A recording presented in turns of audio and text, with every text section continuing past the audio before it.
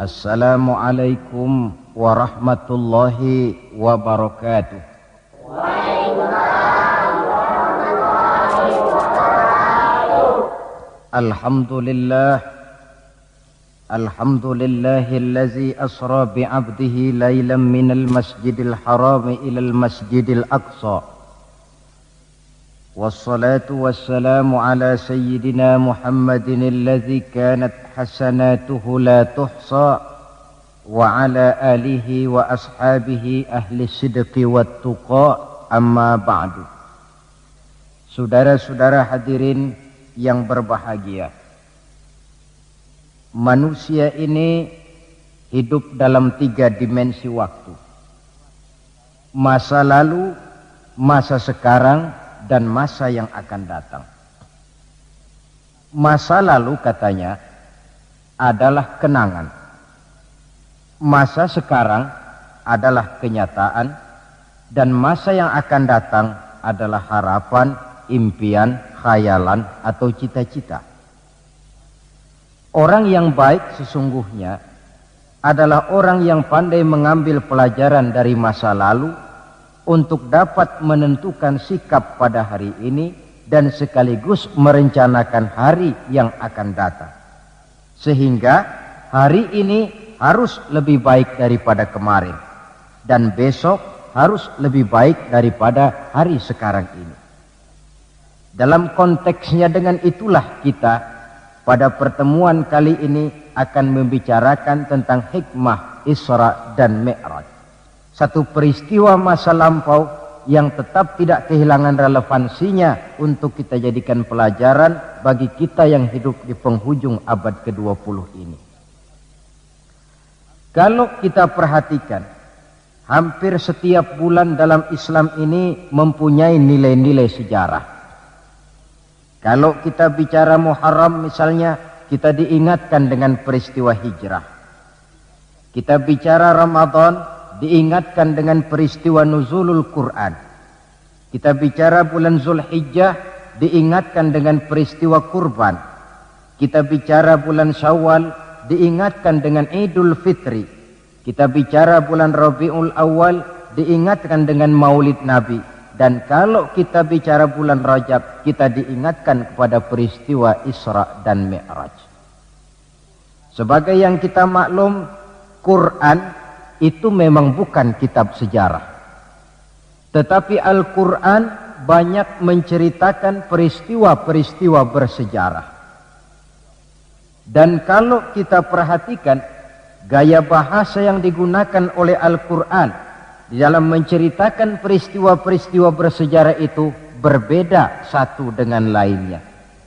Istimewa sekali bahwa untuk menceritakan peristiwa Isra dan Mi'raj, Allah memulai ayatnya dengan menggunakan kalimat tasbih.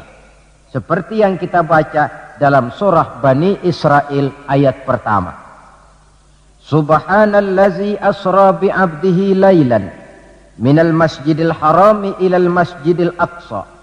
Maha suci Allah yang telah menjalankan hambanya pada suatu malam dari Masjidil Haram di Makkah ke Masjidil Aqsa di Palestina.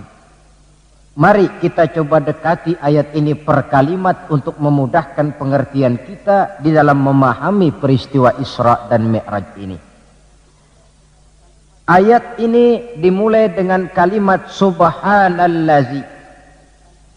Dalam ilmu balaghah, kalimat semacam ini disebut dengan kalimat ijaz, yaitu kalimat yang redaksinya ringkas namun isinya padat. Di situ ada kata yang tersirat, yakni lafzul jalalah, sehingga asli kalimatnya subhanallahillazi, maha suci Allah, dan ini disebut dengan kalimat tasbih.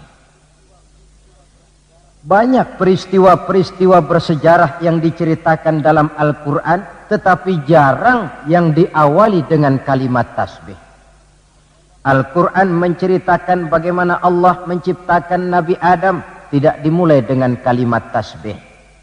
Al-Quran menceritakan bagaimana Fir'aun dan bala tentaranya ditenggelamkan di Lautan Merah, itu kejadian hebat tidak dimulai dengan kalimat tasbih. Pun Al-Quran menceritakan bagaimana umatnya Nabi Saleh, umatnya Nabi Hud dan lain sebagainya yang ditelan gempa bumi, ditiup angin topan, seluruhnya diceritakan dalam Al-Quran, tetapi tidak satu pun yang dimulai dengan kalimat tasbih. Istimewa untuk menceritakan Isra dan Mi'raj ini, Allah memulai ayatnya dengan kalimat tasbih. Subhanallazi, maha suci Allah. Maha suci dari segala kelemahan, maha suci dari segala kekurangan, maha suci dari segala ketidakmampuan. Allah mempertaruhkan kesuciannya untuk menjamin kebenaran peristiwa Isra dan Mi'raj. Dan sebagai pertanda, Isra dan Mi'raj bukan sekedar peristiwa biasa, tetapi Isra dan Mi'raj adalah peristiwa yang amat sangat luar biasa. Sampai Allah memulai ayatnya dengan menggunakan kalimat tasbih. Apa hikmah yang bisa kita ambil dari kalimat tasbih ini? Saudara, kita tahu di dalam agama kita ini kan ibadah macam-macam. Ada ibadah yang berat dan modalnya juga besar. Membangun masjid berat dan perlu biaya besar. Melaksanakan ibadah haji berat dan perlu biaya besar menurut umumnya ukuran ekonomi bangsa kita. Ini jenis ibadah yang berat dan perlu modal besar. Lalu ada pula ibadah itu yang berat tapi modalnya ringan. Seperti puasa. Puasa itu kan berat, puasa itu. Bukan menahan lapar dan hausnya yang berat, tetapi esensi puasa itu sendiri, yakni kemampuan mengendalikan nafsu. Kita ini kan kalau sedang puasa, lapar sih tahan, tapi marah kadang-kadang nggak tahan. Haus tahan, tapi ngomongin orang kadang-kadang nggak tahan. Padahal di situ esensi puasa, kemampuan mengendalikan nafsu. Dia ibadah yang berat, tapi modalnya ringan. Modal paling penting niat. Sahur itu kan hukumnya sunnah muakkadah. Yang wajib itu niatnya. Ini jenis ibadah yang berat tapi modalnya ringan. Lalu ada pula ibadah itu yang ringan, modalnya pun ringan. Agama menyebutnya dengan kalimatut thayyibah. Ucapan-ucapan yang baik yang dibanyak diajarkan oleh agama kita. Bertemu teman, assalamualaikum, ibadah. Memulai pekerjaan, bismillahirrahmanirrahim, ibadah. Melihat sesuatu yang hebat, masya Allah. Melihat sesuatu yang luar biasa, subhanallah. Terkejut, astaghfirullah. Mendapat nikmat, alhamdulillah. Terkena musibah, inna lillah wa inna ilaihi raji'un.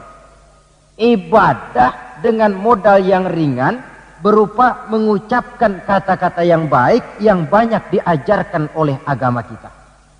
Ini kan ringan. Orang tidak perlu syarat toharoh, orang tidak punya wudhu itu istighfar boleh, tidak punya wudhu itu baca sholawat boleh, membiasakan ucapan-ucapan yang baik di dalam kehidupan.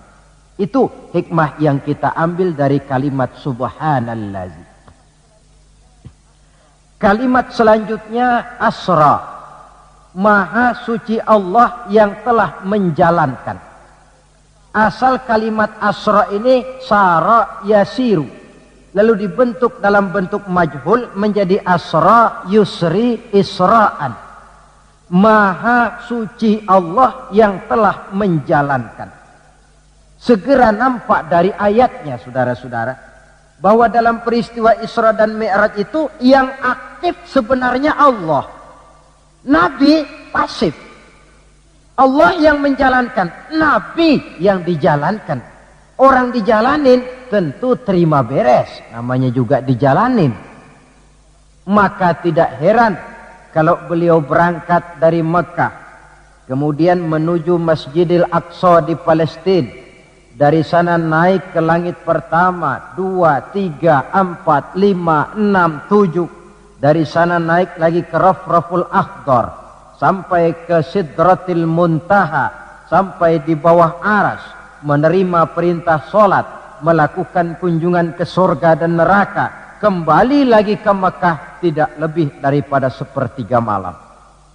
Kok bisa ya? Kalimatnya asra. Allah yang menjalankan, Nabi yang dijalanin. Tentu saja karena dijalankan, oh beliau lalu terima beres.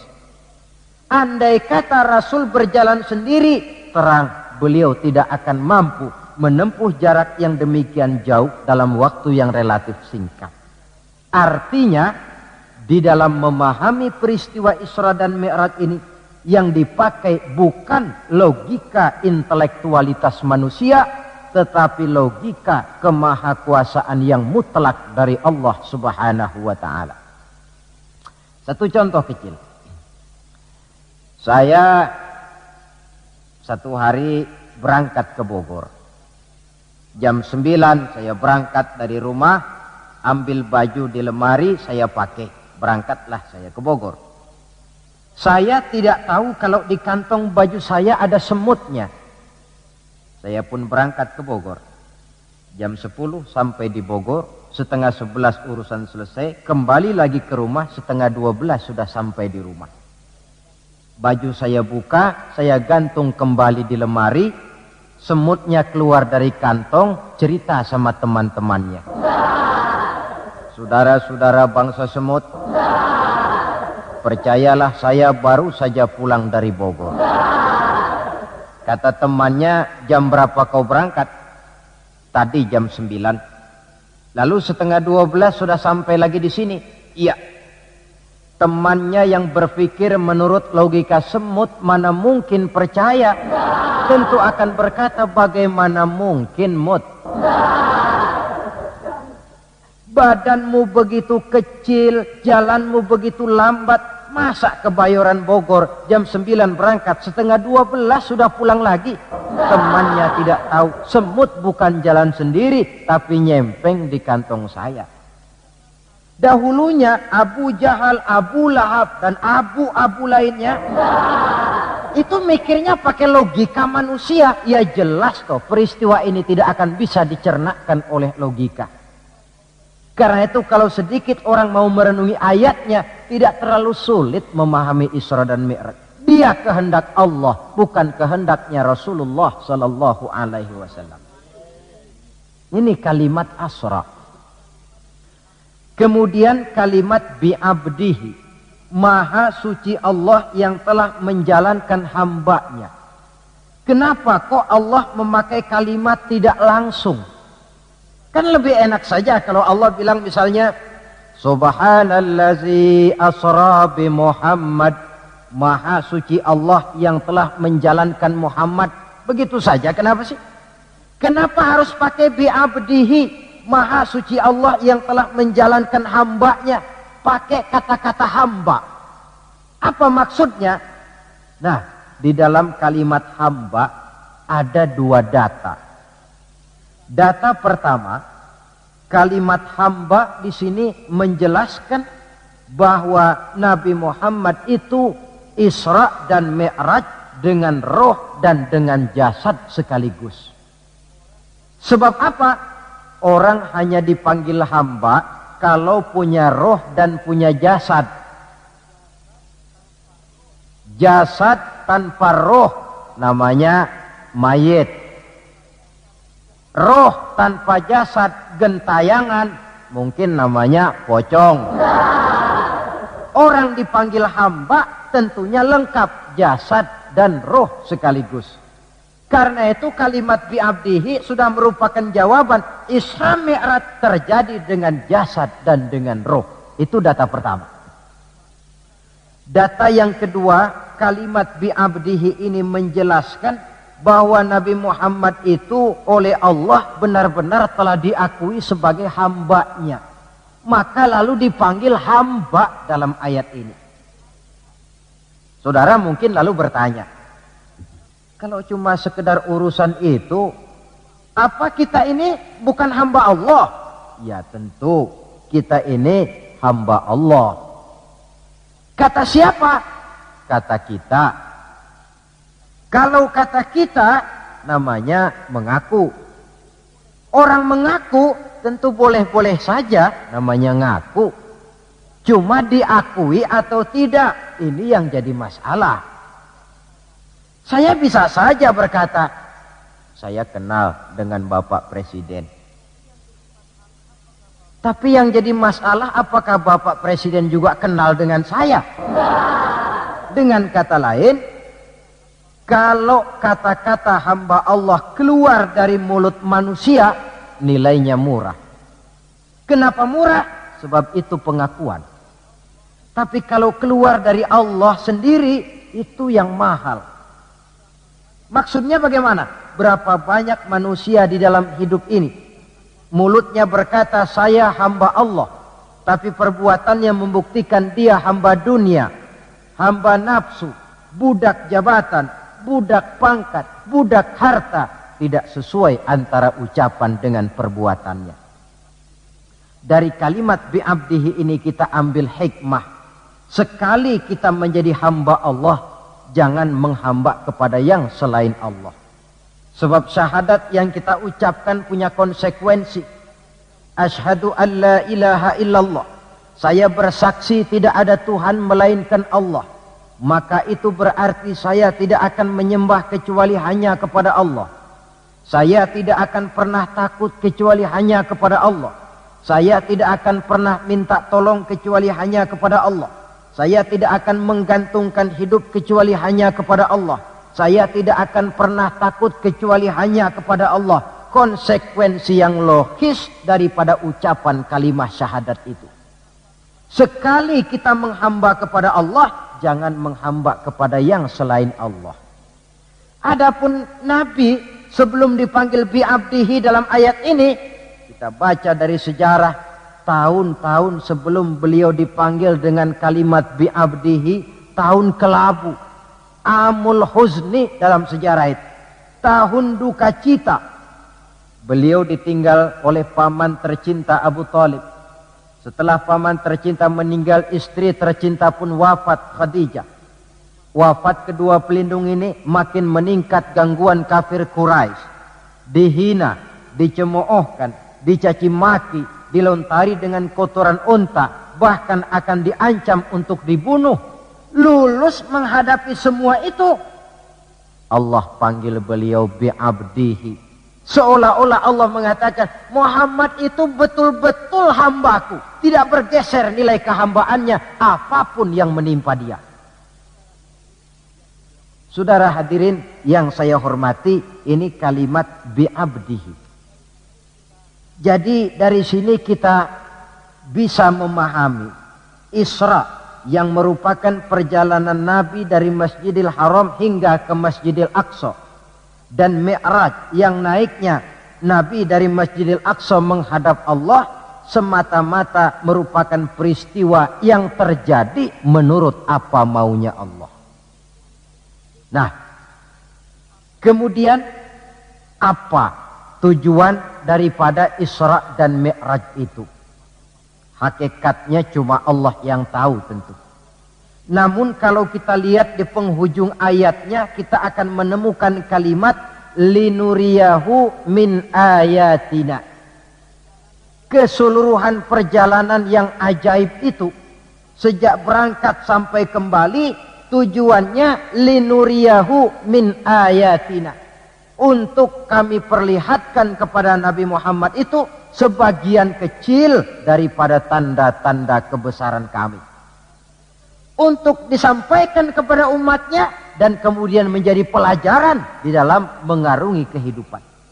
Seluruh perjalanan yang dilihat oleh Nabi, seluruh pemandangan yang ditemui di dalam perjalanan, itu merupakan sebagian kecil dari tanda-tanda kebesaran Allah. Dan itu merupakan tamsil, contoh pelajaran buat kita yang hidup di zaman sekarang ini. Misalnya, di dalam perjalanan Rasul melihat ada orang mencakar-cakar mukanya dengan kukunya sendiri. Beliau bertanya, ya Jibril, itu orang macam apa?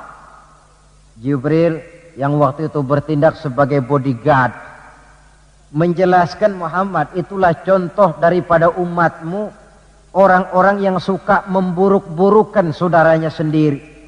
Ditamsilkan bagaikan orang yang mencakar mukanya sendiri. Sebab muslim ini bersaudara seperti satu tubuh. Jikalau yang satu sakit, yang lain akan ikut merasakan sakit. Jikalau satu terinjak, yang lain merasakan akibatnya. Ibu jari tersandung batu, mulut akan berkata aduh, air mata akan keluar, kepala mungkin akan ikut pusing, dan itu refleks tanpa harus menunggu undangan.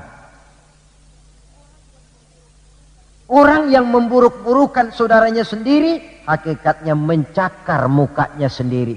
Bak kata pepatah, menepuk air di dulang, terpercik muka sendiri.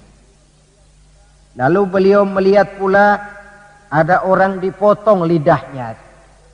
Kata malaikat Jibril, Muhammad, itu tamsil daripada umatmu, orang-orang yang suka mengumpat, para pembuat fitnah, tukang bikin gosip dan menjelek-jelekan orang lain. Maka lidahnya akan dipotong sedemikian rupa. Lalu beliau melihat pula dalam perjalanan ada orang memikul kayu. Sudah cukup berat, rengkek-rengkek dia membawa beban yang cukup berat itu.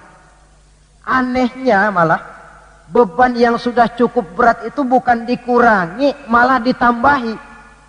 Makin berat, makin ditambah. Makin berat, makin ditambah. Sampai Nabi heran dan tanya, Jibril, apa lagi kalau ini? Nah Muhammad, ini tamsil daripada umatmu, orang-orang yang dipercayakan untuk memikul satu amanah, tetapi amanah yang satu belum dia laksanakan, sudah diterima amanah yang lain. Akhirnya bertumpuk-tumpuk di pundaknya amanah-amanah yang harus disampaikan. Orang yang terlalu banyak jabatan, tetapi kemudian ternyata tidak mampu melaksanakan tugasnya. Tapi dikasih jabatan baru, mau lagi. Dikasih yang baru, mau lagi. Soal mampu of tidak, soal nomor 2, yang penting punya jabatan. Orang yang di dalam menerima suatu pekerjaan tidak pernah mengukur dengan batas kemampuan yang dimilikinya. Lalu beliau melihat pula ada sekelompok orang menanam. Hari itu dia menanam, hari itu juga tumbuh, hari itu juga keluar buahnya. Diketamnya, lalu tumbuh lagi gantinya. Tiap kali diketam, tiap kali keluar buahnya. Itu tamsil apa ya Jibril? Kata malaikat Jibril, wahai Muhammad, itulah satu contoh daripada umatmu, orang-orang yang gemar memberikan bantuan kepada orang yang memang memerlukannya. Mereka yang rajin sedekah, membantu fakir miskin, menyantuni yatim piatu, memberikan bantuan kepada pengembangan dakwah, madrasah, pendidikan dan pesantren. Hakikatnya mereka mengeluarkan uang, tetapi hakikatnya itu adalah untuk kepentingan diri mereka sendiri. Dicontohkan laksana orang, hari itu dia menanam, hari itu tumbuh buahnya. Dia petik, keluar lagi gantinya. Begitu seterusnya, tidak pernah berhenti. Jadi orang yang rajin bersedekah, senang memberikan bantuan kepada mereka yang memerlukannya, pada hakikatnya adalah orang-orang yang tidak pernah merugi barang sedikit pun. Malah milik kita yang sebenarnya adalah apa yang sudah kita belanjakan di jalan Allah. Uang kita di kantong kita adalah uang kita hari ini. Besok barangkali uangnya sopir taksi. Uang yang ada di dompet, uang kita hari ini. Besok barangkali uangnya tukang rokok. Uang kita yang sebenarnya, apa yang sudah kita belanjakan di jalan Allah. Baik dalam bentuk zakat, infak, sedekah, dan lain sebagainya. Tentu banyak peristiwa yang dilihat oleh Nabi di dalam perjalanan yang seluruhnya merupakan pertanda kebesaran dari Allah Subhanahu wa ta'ala. Nah, saudara, kemudian di antara tujuan Isra dan Mi'raj, di samping memperlihatkan sebagian kecil tanda kebesaran Allah, menerima perintah sholat. Dari segi menerimanya saja sholat itu sudah istimewa. Coba kita lihat. Allah perintah kita puasa. Cukup turun ayat. Ya ayyuhalladzina amanu kutiba alaikumussyiyam. Cukup turun ayat. Allah perintah orang yang mampu untuk melaksanakan ibadah haji. Cukup turun ayat. Allah perintah kita bayar zakat. Cukup turun ayat. Tapi Allah perintah kita sholat. Tidak cukup cuma sekedar turun ayat. Nabinya langsung dipanggil. Dari segi ini saja sholat itu sudah istimewa. Benar kalau Nabi menyatakan innama masalus sholati fid din kama salir ra'si fil jasad. Kedudukan sholat dalam agama sama dengan kedudukan kepala dalam anggota badan manusia. Kita yakin manusia tidak punya sebelah tangan mungkin masih bisa hidup. Manusia tidak punya sebelah kaki barangkali masih bisa hidup. Manusia tidak punya sebelah telinga masih bisa hidup. Tapi kalau manusia sudah tidak punya kepala, umpama hidup juga, itu barangkali tulen turunannya kuntilanak. Begitulah kita lihat kedudukan sholat ini di dalam agama. Begitu pentingnya sampai untuk menerima perintah sholat, Allah langsung memanggil Nabi kita Muhammad sallallahu alaihi wasallam. Saudara hadirin yang saya hormati, apa sih sebenarnya perlunya kita sholat itu? Tidak untuk menggembirakan Allah. Se-ASEAN orang tidak ada yang sholat, Allah tidak akan pensiun. Jangan lagi kita berpikir, barangkali kalau kita se-Jakarta ini tidak sholat, Allah rugi. Tidak. Tidak usahlah se-Jakarta, se-ASEAN lah. Tidak ada orang yang sholat. Allah tetap Allah. Sebab ia menjadi Allah, tidak ada ketergantungannya kepada manusia. Ia tidak pernah mengambil manfaat daripada perbuatan manusia. Sholat yang diperintahkan kepada kita, manfaatnya akan kembali kepada kita. Apa sih manfaat sholat itu dalam hidup ini? Untuk menjawab apa manfaat sholat, coba kita lihat. Ayat yang memerintahkan sholat itu selalu oleh Allah dimulai dengan kata aqimis sholah. Tidak ada i'malis sholah, if'alis sholah. Tidak. Mesti aqimis sholah. Dirikan sholat.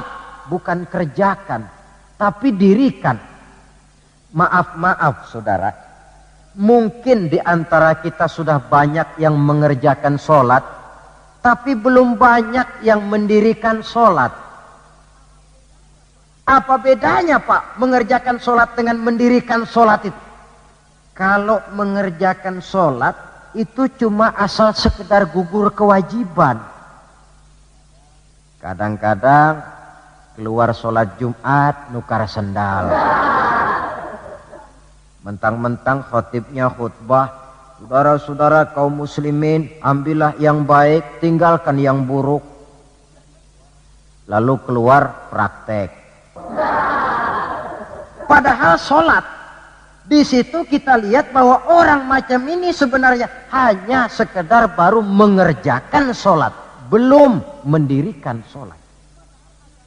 Padahal agama menuntut kita dirikan sholat. Apa pengertian mendirikan sholat itu? Mendirikan sholat artinya mengerjakan sholat dengan betul, cukup syarat rukunnya, selesai sholat, ajaran sholat diterjemahkan di luar sholat. Itu artinya mendirikan sholat. Jadi ada istimrar, kontinuitas, kesinambungan kata orang sekarang. Pada waktu dia mengerjakan sholat kelihatan khusyuknya. Setelah selesai dia sholat, kembali ke masyarakat, kembali ke tempat tugas, ajaran sholat diterjemahkan di sana. Nah, saudara hadirin, apa ajaran sholat yang harus kita terjemahkan dalam hidup, yang artinya ini merupakan manfaat daripada sholat? Pertama, Salat mengajarkan kita satu sifat yang disebut rendah hati, at-tawadhu. Rendah hati bagaimana? Anggota badan kita yang paling kita hormatikan kepala. Kalau bergurau dengan teman, dipukulnya tangan kita, masih senyum kita. Dipegangnya kaki, masih senyum kita. Tapi kalau sudah kepala, marah. Namun kepala yang begini kita hormati, manakala sujud di hadapan Allah, sama rendahnya dengan telapak kaki kita. Allahu Akbar.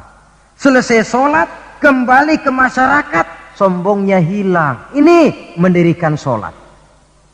Sebab apa? Dia tahu orang sombong itu Allah tidak senang. Iblis diusir dari sorga itu kan cuma karena sombong. Diperintah sujud kepada Nabi Adam, dia tidak mau. Allah tanya Iblis, kenapa kau tidak mau? Ini kan perintahku, kata Allah. Iblis dengan sombongnya menjawab, wahai Allah, saya akan diciptakan dari api, Adam kan dari tanah. Unsur api lebih mulia daripada unsur tanah. Masa saya harus sujud sama Adam yang baru kemarin? Gengsi ah. Kata Allah, kamu sombong Iblis.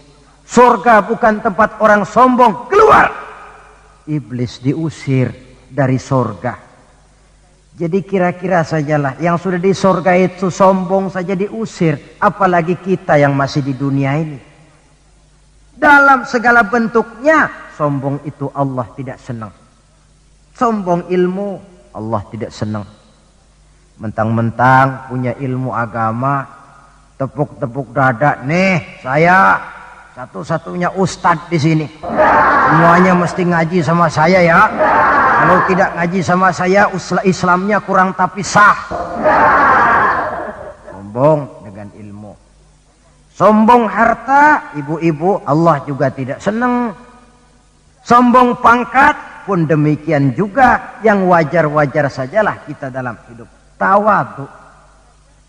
Yang kedua, solat mengajarkan kita untuk ikhlas. Berbuat tanpa pamrih. Kalau sudah Allahu Akbar, itu sudah karena Allah. Orang mau puji atau tidak, mau tahu atau tidak, mau dengar atau tidak, yang penting Allah. Tertanam keikhlasan. Bagaimana orang yang ikhlas dalam berbuat itu? Maaf-maaf. Orang yang ikhlas dalam berbuat itu seperti orang buang air besar. Saudara, kalau saya tanya, pagi-pagi buang air besar itu ikhlas apa tidak? Walaupun malam saudara habis makan enak, sate, opor ayam, buahnya anggur, apel, besok pagi dibuang, ikhlas. Tidak pernah ditengok-tengokin. Begitu jatuh lalu dilihat, ini jangan-jangan satenya ini, tidak. Sudah jatuh ya sudah, kurelakan kau pergi. Berbuat tanpa pamrih, yang penting Allah. Ini mendirikan sholat. Yang ketiga, ini saya kira yang banyak dicari orang sekarang. Sholat itu memberikan ketenangan dalam hidup. Ketenangan bagaimana? Kita manusia hidup ini kan punya ambisi dan emosi. Yang orang lain punya, kita kepengen. Yang orang lain bisa, kita kepengen. Itu wajar, namanya manusia mesti punya emosi. Tapi emosi yang membludak tanpa dinetralisir akan bisa menimbulkan psikosomatik, di mana manusia disiksa oleh perasaannya sendiri. Cobalah, kadang-kadang dia lihat tetangganya beli televisi berwarna, tetangga yang sebelah meriang, enggak dia apa-apain, meriang. Tetangganya malah makin kaya, besok beli kulkas. Wah, dia makin gawat, opnam, masuk rumah sakit. Di rumah sakit dapat kabar tetangganya beli mobil, wah mati dia. Disiksa oleh perasaannya sendiri. Orang yang sholat lain. Jam 11 siang lihat tetangga bawa TV berwarna baru. Temperatur naik, panas, wajar. Datang waktu zuhur, kutub-kutub badan yang panas karena lihat tetangga bawa TV baru, didinginkan oleh air wudhu. Begitu terkena air wudhu, temperatur turun, adem. Selesai wudhu menghadap ke arah kiblat, usolli fardhu zuhri, Allahu Akbar, Allah yang maha besar. Temperatur makin turun ke titik nol, titik netral. Sebab apa? Dia sudah berhadapan dengan zat yang maha besar. Allahu Akbar, yang besar cuma Engkau ya Allah. Televisi tetangga saya mah kecil. Itu sebabnya Nabi pernah mengisyaratkan tanda orang bahagia itu dalam urusan dunia dia lihat ke bawah, tapi dalam urusan akhirat, dalam urusan agama dia melihat ke atas. Kalau dia punya mobil dia berkata, alhamdulillah kita nih punya mobil, tetangga sebelah cuma punya motor. Kata yang punya motor, alhamdulillah punya motor. Orang tetangga sebelah cuma sepeda aja kemana-mana. Kata yang punya sepeda, alhamdulillah punya sepeda. Tetangga sebelah kemana-mana jalan kaki terus. Kata yang jalan kaki, alhamdulillah masih bisa jalan. Tetangga sebelah lumpuh bertahun-tahun gak kemana-mana. Kata yang lumpuh, alhamdulillah masih hidup. Tangga sebelah kemarin out nggak balik lagi. Timbul rasa syukur. Lalu dalam urusan akhirat agama melihat ke atas. Kalau dia bisa jaga sholat yang 5 waktu, kenapa saya tidak? Kalau dia bisa baca Quran, kenapa saya tidak? Kalau dia walaupun hidup sederhana berani membantu pembangunan masjid, musola, madrasah, kenapa saya yang lebih kaya tidak? Timbul keinginan untuk mencontoh orang dalam ibadah menimbulkan kepuasan batin. Sebaliknya, mencontoh orang dalam urusan harta menimbulkan rasa penasaran, hasud, dengki, tidak senang melihat orang lain mendapat nikmat, dan paling akhir disiksa oleh perasaannya sendiri. Ketenangan dalam hidup, ketenangan dalam rumah tangga tercipta karena sholat. Cobalah, kalau seorang istri, suami ahli sholat, istrinya sholat, jam 4 bangun, dibangunkan istrinya, bu, mari sudah menjelang subuh, ayolah kita ambil air wudhu, berangkat. Selesai dia ambil air wudhu, dia sunnah qobliyahnya 2 rakaat. Kalau dekat ke musola masjid, jamaah ke musola masjid. Kalau jauh, jamaah di rumah. Nikmat rumah tangga muslim itu. Si suami jadi imam, istri jadi makmum. Suami takbir, istri takbir. Suami ruku, istri ruku. Suami sujud, istri sujud. Selesai sholat, assalamualaikum warahmatullah, assalamualaikum warahmatullah. Si istri mencium tangan suaminya, bang, kalau tadi siang banyak dosa saya, maafkan bang. Nikmat rumah tangga muslim tercipta karena sholat. Suatu hari bertengkar, yang ceng cong hang heng hong, ribut suami istri. Datang waktu zuhur, kata suaminya, bu, waktu zuhur sudah datang. Pertempuran kita hentikan sebentar. Gencatan senjata mulai. Ayo kita sholat. Ayo kau jadi imam lah. Suami jadi imam, istri jadi makmum. Biar monyong-monyong dikit, sholat.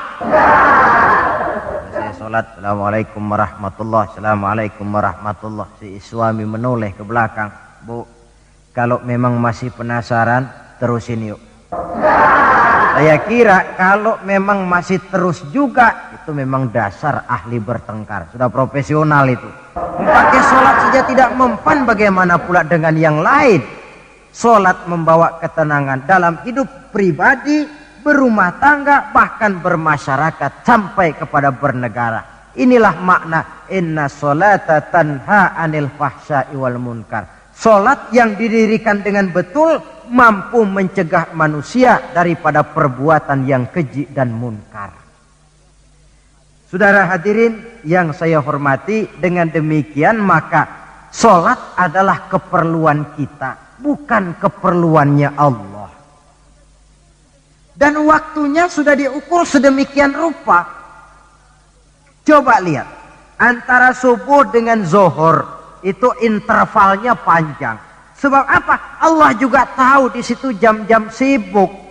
Pegawai di kantor, petani di ladang, di sawah, pedagang di pasar, maka di situ tidak ada sholat kecuali sholat sunnah.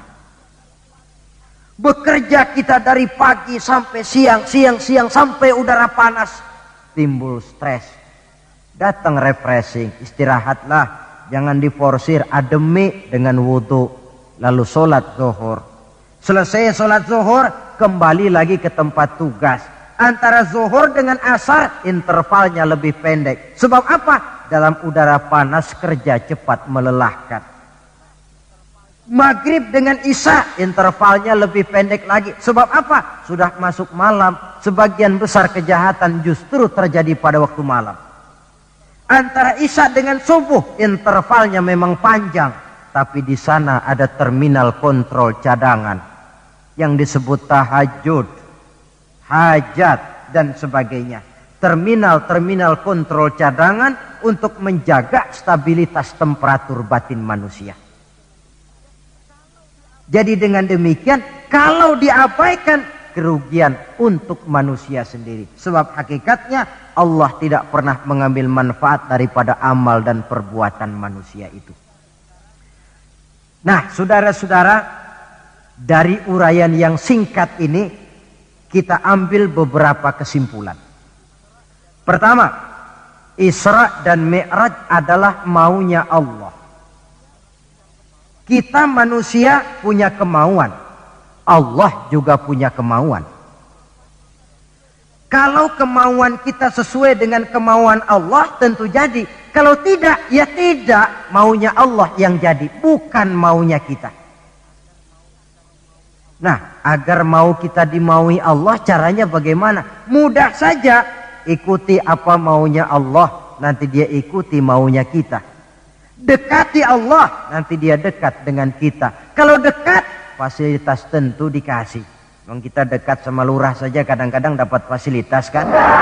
Dekat dengan orang-orang tertentu bisa mendapat fasilitas. Dekat dengan Allah, demikian juga adanya. Sarana komunikasi yang paling efektif untuk mendekati Allah, sholat adanya. Yang kedua, seluruh kejadian dalam alam hanya bisa terjadi karena dua proses. Pertama yang disebut proses kauniyah, yaitu seluruh kejadian yang terikat oleh hukum kausal, hukum sebab akibat. Kalau begini, mesti begitu. Kejadian seperti ini bisa diperhitungkan, dapat diperkirakan, dan bisa dianalisa. Tapi ada kejadian lain yang disebut proses rabbaniyah. Kejadian yang terjadi menurut apa maunya Allah dan tidak tunduk kepada manusia, kepada hukum kausal. Contoh, kalau ada anak kecil, logika kita akan lalu mikir, ini ada anak kecil, mesti ada bapaknya, mesti ada ibunya. Ibu bapak sebab anak akibat, itu proses kausal. Tapi kalau Allah yang mau, tidak mesti. Nabi Adam, ibu tidak ada, bapak tidak ada, Allah mau, jadi. Tidak bisa diselidiki secara eksat. Bagaimana ya proses terjadinya Nabi Adam secara antropologi budaya? Buntu.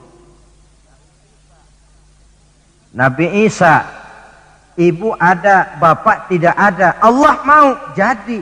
Tidak bisa diselidiki secara medis. Bagaimana ya menurut ilmu kedokteran, kok Siti Maryam bisa hamil padahal dia tidak punya suami? Mukjizat. Maryam hamil tanpa suami, Allah yang mau. Cuma tentu agak kita sesalkan bahwa di zaman sekarang ini rupanya banyak juga perempuan-perempuan tidak mau kalah dengan Siti Maryam ini. Ini barangkali termasuk mukjizat abad 20.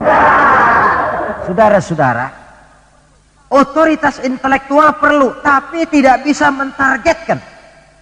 Beberapa tahun yang lalu, Direktorat Vulkanologi itu sibuk mengawasi 2 buah gunung berapi yang dianggap bahaya kelas 1 dan setiap saat bisa meletus. Sore, pagi, siang, malam diawasi. Merapi di Jawa Tengah, dan Anak Krakatau di Selat Sunda. Apa yang kemudian terjadi? Yang diawasi tenang-tenang saja. Yang tidak diawasi malah batuk-batuk, galunggung. Begitu galunggung meletus, komentar macam-macam. Kata Direktorat Vulkanologi, oh itu kan gejala alamiah. Gejala alamiah. Kata yang seniman, oh itu karena alam sudah bosan bersahabat dengan manusia. Macam-macamlah komentar. Tapi satu hal yang jelas, otoritas intelektual manusia itu harus sadar akan kelemahan keterbatasannya. Janganlah karena terlalu memuja otak sampai kita lupa kepada yang bikin otak. Sebab bagaimanapun jeniusnya otak manusia, yang bikin otak tentu lebih jenius lagi. Kita kagum dengan otak manusia, tapi kadang-kadang kita lupa dengan sang pembuat otak. Isra Mi'raj proses Rabbaniyah. Allah yang mau, bukan Nabi Muhammad yang mau. Api, kalau menurut kita kan api itu panas membakar. Kalau menurut Allah tidak. Api itu netral. Netral bagaimana? Terserah maunya Allah. Kalau dia mau api panas, ya panas. Kalau tidak, ya tidak. Panas dan tidaknya bukan untuk manusia, bukan untuk Allah, tetapi untuk manusia. Maka Nabi Ibrahim pada waktu oleh Raja Namrus dilempar ke kobaran api yang menggunung, seujung rambut pun dia tidak terbakar. Sebab apa? Ketika dia hampir jatuh ke dalam api, Allah berkata kepada api, ya naru kuni bardan wa salaman ala Ibrahim. Hai api, dinginlah kamu, selamatkan Ibrahim. Api tunduk kepada maunya Allah, seujung rambut pun Nabi Ibrahim tidak terbakar, malah kedinginan di tengah kobaran api. Kasus macam ini tidak bisa diselidiki secara eksat. Bagaimana kok Nabi Ibrahim itu enggak kebakaran di dalam api? Oh, barangkali baca ayat itu tuh yang tadi itu. Saudara boleh coba. Bacalah ya narukuni bardan wa salaman alayya. Masuk saudara ke dalam api, insya Allah mateng. Kalau potongan kita. Sebab yang kita mau itu belum tentu Allah mau. Kalau yang kita mau Allah mau, tentu jadi. Kalau tidak, tidak.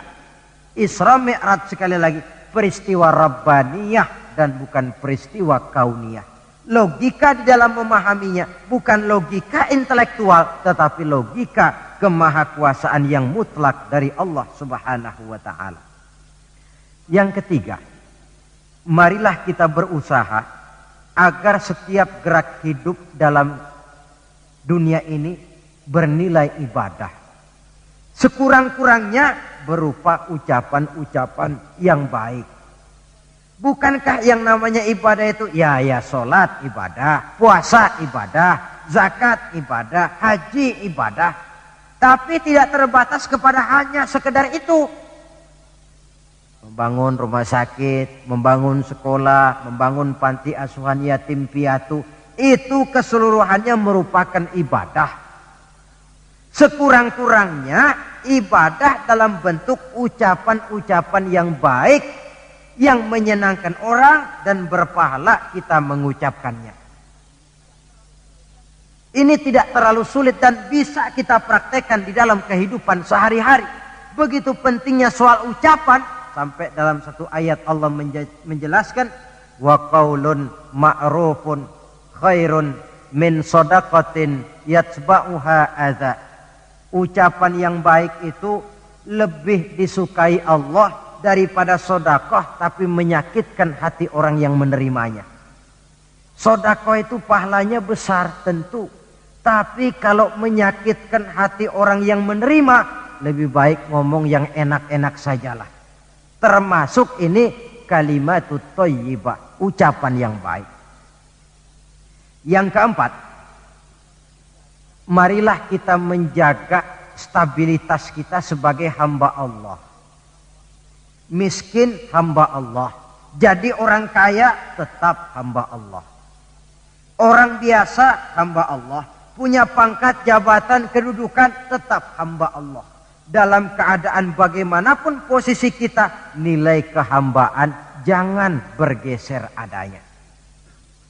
Yang kelima, Isra Mi'raj sesungguhnya merupakan batu ujian. Setelah terjadi peristiwa Isra Mi'raj, kelihatan mana yang loyang, mana yang emas, mana yang batu kerikil, mana yang mutiara dan intan. Setelah terjadi Isra dan Mi'raj, yang beriman makin mantap imannya, yang ragu-ragu makin kembali malah kepada kekafiran, yang memang sudah kafir makin menghebat kekafirannya. Rombongan pertama yang makin mantap imannya diwakili oleh Abu Bakar Siddiq. Sehingga ketika diceritakan orang kepadanya, wahai Abu Bakar, sahabatmu Muhammad itu sudah gila dia. Gila bagaimana? Masa dia cerita katanya tadi malam dia dari Masjidil Aqsa, lalu sekarang sudah ada di Mekah lagi. Betul dia cerita macam itu? Betul. Saudara, kalau memang Muhammad yang cerita macam itu, jangankan cuma sekedar sampai Masjidil Aqsa di Palestina, lebih daripada itu pun kalau dia yang memang betul cerita, saya percaya. Makin mantap. Yang ragu-ragu malah ada yang kembali kepada kekufuran. Yang kafir malah makin menghebat kekafirannya. Maka Isra Mi'raj merupakan ujian bagi umat untuk menyaring, merupakan filter mana umat Nabi yang benar-benar yakin dengan iman, dan mana yang setengah-setengah, dan mana yang murtad, kemudian mana yang ingkar dan kafir. Oleh karena itu, hakikatnya kejadian apapun yang kita alami dalam hidup, hendaklah berlaku seperti Nabi Sulaiman alaihi salam. Diberikan beliau kekuasaan, diberikan pengetahuan, diberikan harta yang banyak. Atas semua itu, beliau hanya berkata, hadza min fadli rabbi liyabluwani aashkuru am akfur. Semua ini, kekuasaanku, hartaku, ilmu pengetahuan yang diberikan kepadaku, ini cuma sekedar karunia untuk menguji diriku, adakah aku bersyukur karenanya atau malah aku menjadi ingkar karenanya. Maka bersyukurlah kita yang hidup di satu zaman yang jauh dari zamannya Rasulullah. Kita belum pernah berjumpa dengan beliau, belum pernah mendengar suara beliau, tidak melihat gerak langkah perjalanan beliau. Entoh kita beriman dengan peristiwa Isra dan Mi'raj ini. Jauh lebih beruntung daripada orang-orang yang langsung ditongkrongi Nabi.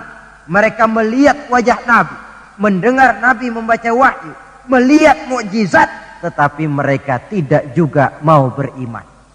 Nilai-nilai iman ini kalau tidak kita pelihara dan kita syukuri, akan bisa bergeser, ditelan oleh segala macam godaan dan cobaan yang kita hadapi di dalam perjalanan hidup ini.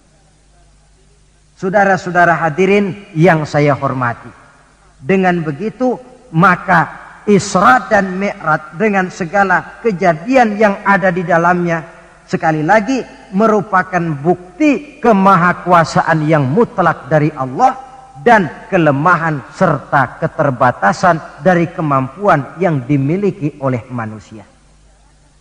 Membicarakan Isra dan Mi'raj artinya bercermin di dalam perjalanan yang luar biasa itu. Bercermin apa? Bahwa pengetahuan manusia, taruhlah dia sudah melanglang buana ke ruang angkasa, tapi masih terbatas kepada alam yang fisika, dan itu pun sedikit sekali. Belum dia menyeberang ke alam metafisika. Kekayaannya, apalah artinya kekayaan manusia ini? Jabatan barangkali, kita semua sadar bahwa pangkat yang paling tinggi sebenarnya kan pensiun. Titel yang paling akhir tidak lain adalah almarhum. Setiap kita akan berjalan ke arah itu, sehingga tidak terkena apa yang diingatkan Allah, kalla innal insana la yatgha ar-ra'ahu istaghna. Manusia itu mudah lupa diri manakala melihat dia sedikit mampu, kaya, berkuasa, pandai, mudah lupa diri.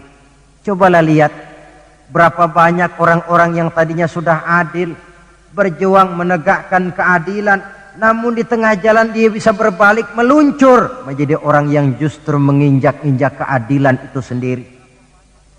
Berapa banyak orang-orang yang tadinya sudah benar, berjuang menegakkan kebenaran, atau sekurang-kurangnya berniat untuk membela kebenaran, tapi di tengah jalan dia bisa berbalik menjadi orang yang justru hanya mau benar sendirian, walaupun tidak benar bagi orang lain. Wa idza massal insana durru da'ana li janbihi aw qa'idan aw qa'ima falamma kashafna anhu durrahu marra ka'allam yad'una ila durrin massahu. Kalau manusia ditimpa kesulitan, dia bermohon kepada Allah supaya dihilangkan kesulitan, baik saat pada waktu berdiri, sambil berbaring, sambil tidur. Manakala kesulitan sudah dihilangkan, marra ka'allam yad'una ila durrin massahu, dia pun berjalan dengan sombongnya, seolah-olah belum pernah minta tolong kepada Allah. Ini kecenderungan manusia. Itulah sebabnya yang terakhir sekali dari pembicaraan kita kali ini, puncak kebahagiaan seorang muslim tidak lain adalah bertemu Allah. Bagaimanapun nikmatnya masuk surga, kalau diukur dengan bertemu Allah, masih jauh lebih nikmat bertemu Allah. Nabi di puncak perjalanan Mi'raj bertemu Allah, tapi pertemuan itu diawali dengan berbagai macam cobaan, ujian, fitnahan, sampai kepada ancaman akan dibunuh. Paling akhir beliau mendapat perkenan bertemu Allah. Puncak kebahagiaan hidup yang belum pernah diberikan kepada seorang pun manusia, baik sebelum atau sesudah beliau. Jadi begitulah seperti pepatah bilang, habis gelap mesti terbit terang. Inna ma'al usri yusra. Di balik segala kesulitan itu, insya Allah akan menunggu kemudahan. Kesulitan adalah bagian daripada hidup. Bukan untuk ditakuti, tetapi untuk dicarikan jalan keluar bagaimana pemecahannya. Saudara, inilah pembicaraan kita pada pertemuan ini. Walaupun selintas, mudah-mudahan bisa memberikan gambaran tentang Isra dan Mi'raj yang pada gilirannya akan memperkuat nilai-nilai keimanan kita dalam rangka melaksanakan apa yang diperintah Allah dan menjauhi apa yang dilarangnya. Terima kasih banyak atas perhatian saudara. Mohon maaf atas segala kekurangan.